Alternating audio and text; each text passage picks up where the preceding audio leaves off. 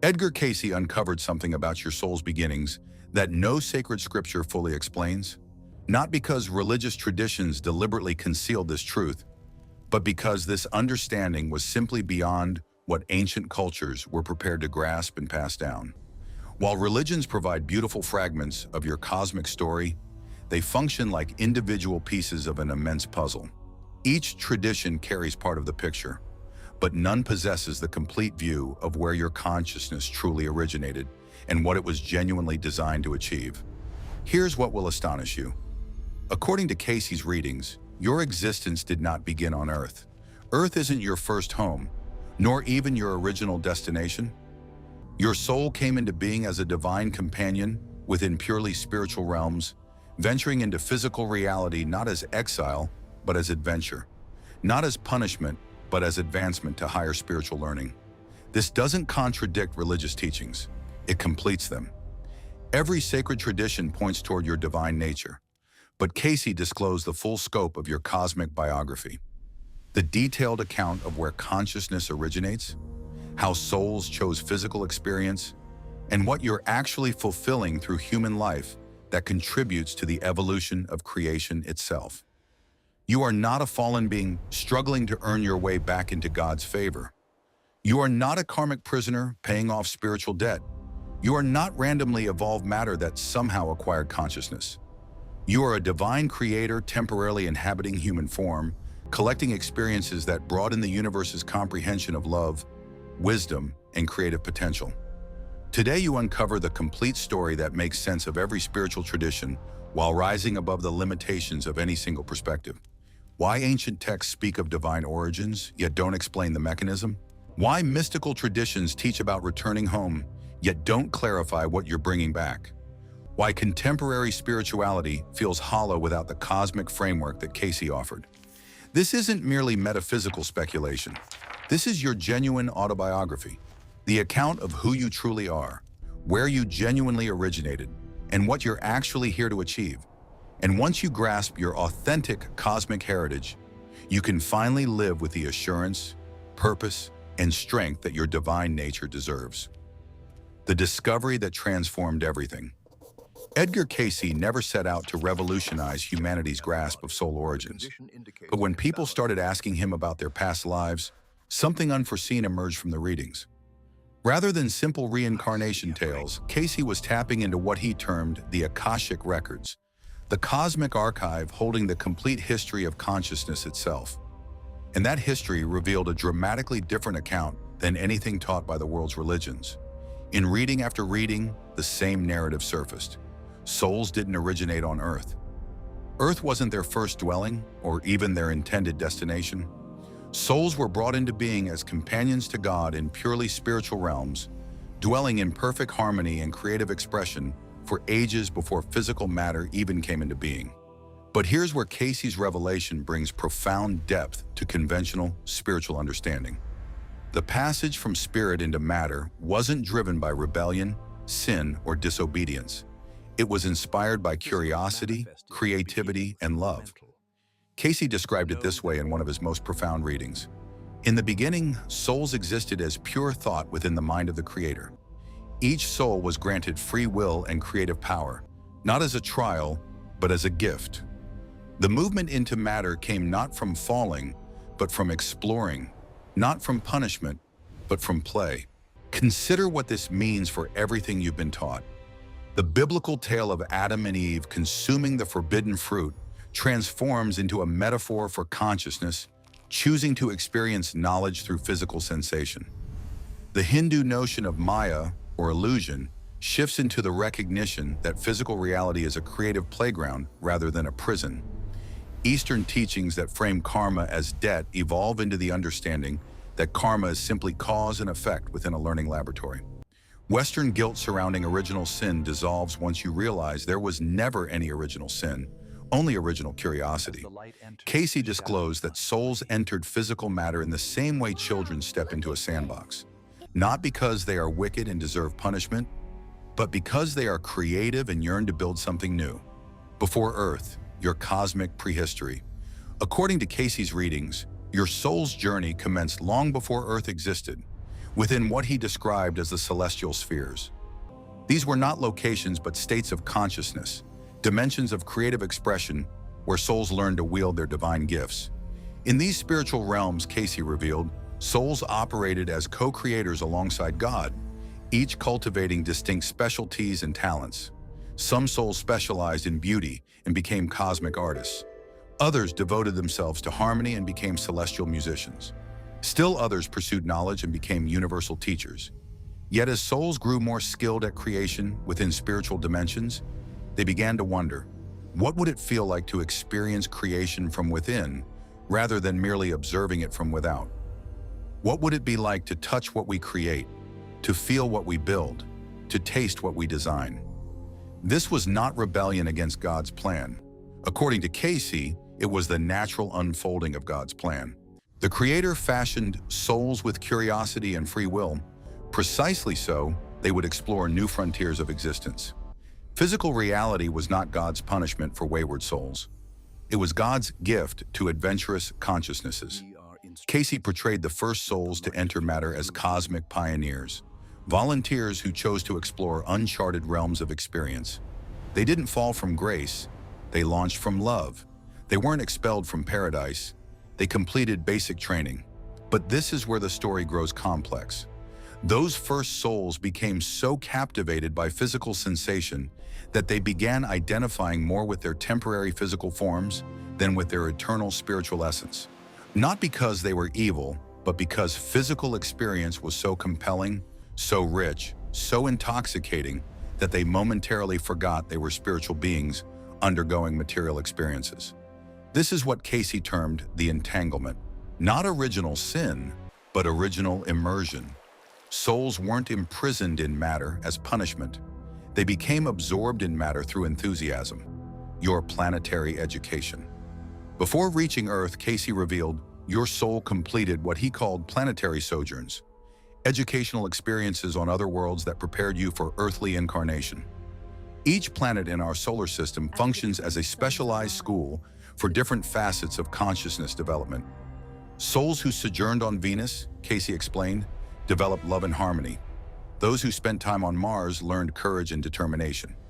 Jupiter souls nurtured wisdom and justice. Mercury souls sharpened communication and intellect. Each planetary experience added specific qualities to your soul's cosmic resume. But Earth, according to Cayce, is the graduate school of the solar system. This is where souls come to integrate everything they've learned across other dimensions and apply it within the most challenging environment imaginable. A realm where spirit appears entirely severed from matter, where love seems absent, where God seems concealed. Earth is in punishment for spiritual failure. Earth is advanced placement for spiritual excellence. You weren't dispatched here because you ranked lowest in cosmic school. You chose to come because you were prepared for the most intensive learning experience on offer. This entirely reframes every hardship you've ever encountered. Every challenge isn't proof that you're being punished for past errors. Every obstacle is proof that you're enrolled in the most demanding spiritual curriculum in the universe. The financial hardships, relationship conflicts, health struggles, and family dramas that seem like evidence of your unworthiness are actually evidence of your advanced spiritual standing. You're not being tested because you're weak. You're being challenged because you're strong enough to manage Earth's graduate-level spiritual education. Cayce disclosed that souls deliberately select their earthly challenges before incarnating, not as penance, but as curriculum. You didn't randomly inherit your family dynamics. You chose them as the ideal laboratory for cultivating specific soul qualities. You didn't accidentally wander into your life circumstances. You engineered them as the perfect training ground for your spiritual evolution, the real reason you're here. Many spiritual traditions offer beautiful teachings about why you're on Earth, and Cayce's revelations add a profound dimension to this understanding. You're not here simply to escape matter and return to spirit. You're here to transform matter by infusing it with spirit. You're not striving to transcend physical reality. You're learning to spiritualize physical reality. Cayce described Earth souls as divine chemists, experimenting with blending heavenly consciousness with earthly experience to produce something entirely new. Something that has never existed before in the history of creation. Spirit that knows itself through matter. Love that expresses itself through form. God that experiences itself through individual personality. You're not a spiritual being temporarily confined in a physical body. You are a spiritual being continuously expanding through physical experience. The aim isn't to flee your humanity. The aim is to perfect your humanity as an expression of divinity. This is why Cayce consistently stressed that Christ didn't come to teach humanity how to leave the world, but how to transform it. Jesus didn't demonstrate escape from matter, but mastery over matter. He didn't transcend physical laws, but fulfilled them by operating from spiritual laws. You're here to do the same thing on your own scale, not to deny your human experience, but to divinize it, not to reject material reality, but to redeem it, not to escape Earth, but to help Earth graduate into its next level of consciousness. Every act of kindness you express in a cruel world, every gesture of love you demonstrate in a fearful environment, every choice for truth you make within a deceptive culture is advancing the cosmic evolution of consciousness itself. You're not merely saving your own soul, you're participating in the transformation of creation. Snorts. What really happened to humanity? Many spiritual traditions speak of humanity's separation from divine grace, but Cayce revealed a deeper meaning behind these stories. What traditions describe as the fall was actually what he termed the Great Forgetting. Humanity didn't fall from divine favor. Humanity gradually fell asleep to its divine identity. According to Cayce's readings, early humans retained a clear awareness of their spiritual nature while functioning within physical bodies. They could communicate telepathically, manifest what they needed through focused intention, and move freely between physical and spiritual dimensions. But as humanity grew increasingly captivated by physical pleasures and material achievements, they gradually lost touch with their spiritual capabilities. Not because God withdrew these gifts as punishment, but because humans ceased using these gifts through neglect. Picture owning a smartphone but slowly forgetting how to use any of its functions beyond placing calls. The device itself hasn't lost any capabilities. You've simply grown unaware of what it can do. This is precisely what occurred with human consciousness across thousands of years. The flood myths appearing in cultures around the globe aren't tales of God wiping out sinful humanity. According to Cayce, they are consciousness memories, floods that struck when human awareness grew so entirely materialistic that civilizations severed all ties to their spiritual essence, and as a result, brought about their own ruin. Atlantis, which Cayce detailed extensively throughout hundreds of readings, represents humanity's final great civilization that kept spiritual awareness and material technology in balance. The fall of Atlantis wasn't heavenly retribution for sin. It was the unavoidable outcome of wielding spiritual technology solely for material profit while lacking spiritual wisdom. But here comes the revolutionary insight. Cayce disclosed that humanity is now nearing another shift in consciousness, not toward annihilation, but toward renewal. The very spiritual abilities early humans held are starting to awaken once more in people today, not as supernatural endowments, but as a natural human birthright being recalled. The purpose of religions. If Cayce's account of soul origins unveils such deep truths, where do traditional religions fit within this broader framework? According to his readings, religions fulfill crucial roles as stepping stones leading toward full spiritual comprehension. Religious traditions, Cayce explained, arose during humanity's era of spiritual amnesia to safeguard fragments of cosmic truth and offer guidance to souls who had temporarily lost their direct link to their divine nature. They acted as bridges, sustaining some measure of spiritual awareness until direct experience could once again be reached. Each tradition held on to different portions of the whole picture. Christianity upheld the awareness of divine love and redemption. Eastern paths safeguarded teachings about consciousness and karma. Indigenous traditions sustained the bond between spirit and nature. Each contributed meaningful insights into the soul's journey. Difficulty emerged whenever one tradition claimed exclusive possession of the whole truth, rather than seeing itself as one lovely facet of an infinite spiritual reality. When traditions emphasized doctrine over direct spiritual experience, they occasionally and unintentionally restricted the very expansion of consciousness they were designed to foster. Cayce's revelations do not supplant religious wisdom. Rather, they complete it by supplying the cosmic context that lends greater meaning to every tradition. Grasping your soul's true origin enriches, rather than lessens, the worth of any genuine spiritual path. Every religious tradition holds gems of truth regarding soul origins. Cayce's gift was showing how all these fragments interweave into one magnificent tapestry of consciousness exploring itself through endless expressions of love. Signs you are remembering. If your soul genuinely began as a divine co-creator, temporarily venturing into matter, how would you identify signals that you are starting to recall your true nature? Cayce pinpointed particular markers indicating that souls are reconnecting with their cosmic identity. The first indicator is a deepening trust in your inner guidance. Souls awakening to their divine essence naturally cultivate greater confidence in their own spiritual discernment. This does not mean dismissing wisdom from others, but rather acknowledging that ultimate truth arises from within, affirmed by external guidance that resonates with your soul's inner knowing. The second indicator is broadening compassion paired with lessening judgment.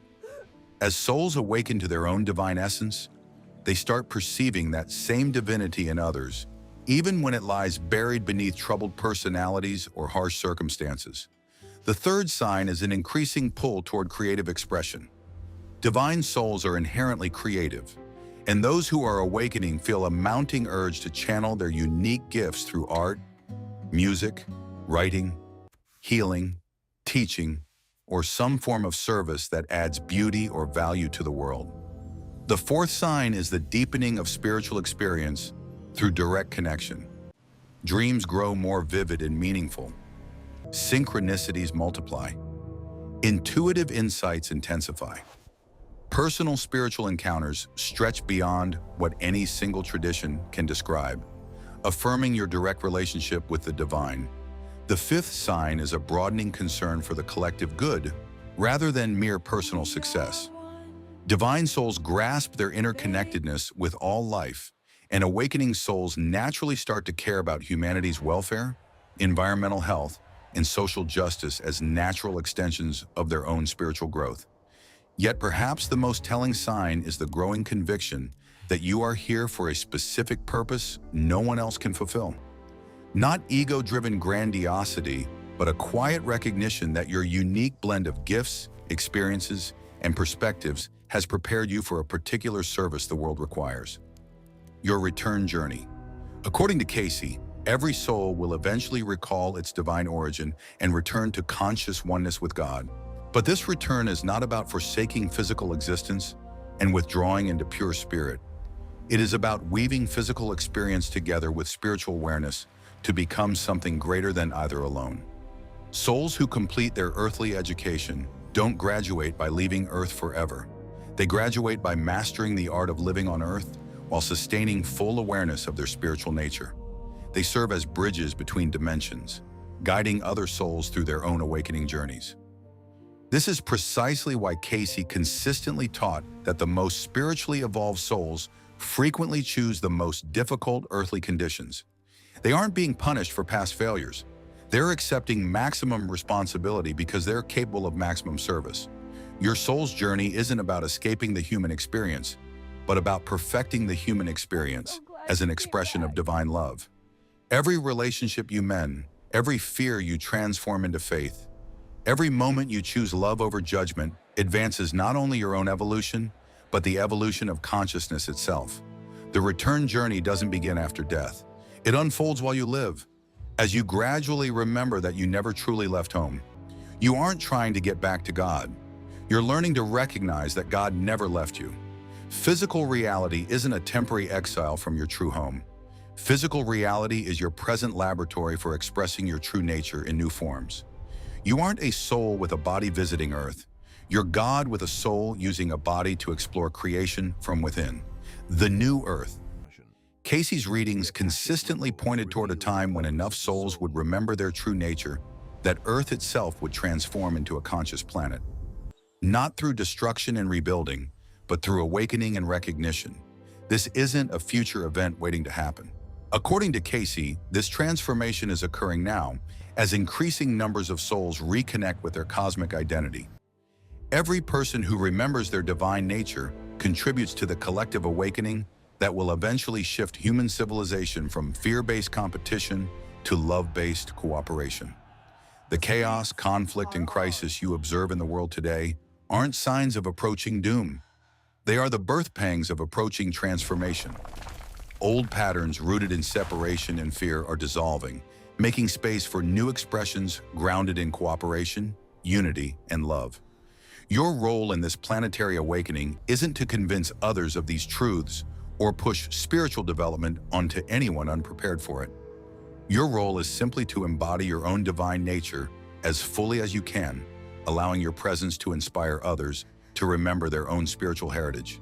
Every act of unconditional love, every moment of sincere forgiveness, every choice to respond with compassion rather than judgment sends ripples through the collective consciousness, making it easier for other souls to access their own divine awareness. You aren't merely working on your personal spiritual development, you're participating in the spiritual development of the whole planet. Your individual awakening contributes to humanity's collective awakening, which contributes to Earth's planetary awakening, which contributes to the cosmic awakening of the universe. Living your true origin story. Knowing where your soul actually came from isn't just fascinating metaphysical trivia. It's practical wisdom that reshapes how you approach every facet of existence. When you understand that you're a divine being temporarily exploring humanity rather than a human hoping to become divine, you stop seeking validation from outside sources and begin trusting your inner guidance. When you recognize that you chose your life circumstances as ideal conditions for soul development, you stop being a victim of your experiences and start being the author of your growth. When you remember that everyone you encounter is also a divine being wearing a human disguise, you stop taking their personality patterns personally and start relating to their spiritual essence. When you grasp that Earth is a school rather than a prison, you stop trying to escape your lessons and start embracing your curriculum. Most importantly, once you understand that you came from love, dwell in love, and will return to love, fear loses its grip on you. Fear can only arise when you believe yourself to be separated from your source. Love flows naturally when you remember that you are the source itself, expressing as individual consciousness. Your everyday life transforms into spiritual practice as you see each activity as a chance to channel divine love through your human personality. Work turns into worship, relationships turn into laboratories for unconditional love, and challenges turn into curriculum for the soul's growth. You stop waiting for death to reunite you with God and begin seeing that every moment offers the chance to experience God expressing itself as you. You stop chasing enlightenment as some future accomplishment and begin acknowledging enlightenment as your present nature, merely pretending for a time to be concealed, the final revelation. If this resonates with your deepest knowing, comment "Divine Origin" below and share what you're starting to remember about your own cosmic history. Tell us about the moments you felt linked to something vast, ancient, and magnificent within yourself. If you've always sensed you're here for something specific and important, yet couldn't quite put it into words, share that feeling. Your recognition might help someone else recall their own divine assignment. Subscribe for more revelations about your true spiritual identity and cosmic heritage. Hit the bell because this information is essential to grasping not only who you are, but what you're becoming. Remember, it wasn't by chance that you ended up watching this video. There are no coincidences in a conscious universe. Your soul led you here because you're ready to remember something important about your true nature. You are not a human being having a spiritual experience. You are not a sinner seeking salvation. You are not a student working off karmic debt. You are a divine creator briefly dressed in human form, collecting experiences that broaden God's own understanding of being. You came from love. You exist as love, and you are returning to love, made richer by all you've gathered through matter. Your origin is not a tale of fall and redemption, but one of adventure and homecoming. The question isn't whether you deserve divine love. You are divine love. The question is whether you're prepared to live as though you truly know it. Your cosmic heritage is calling to you. Your divine nature is stirring awake. Your real origin story stands ready to reshape everything you believed about yourself and your purpose here on Earth. Welcome home to yourself. You never truly left. You simply forgot for a time. And now remembrance is beginning.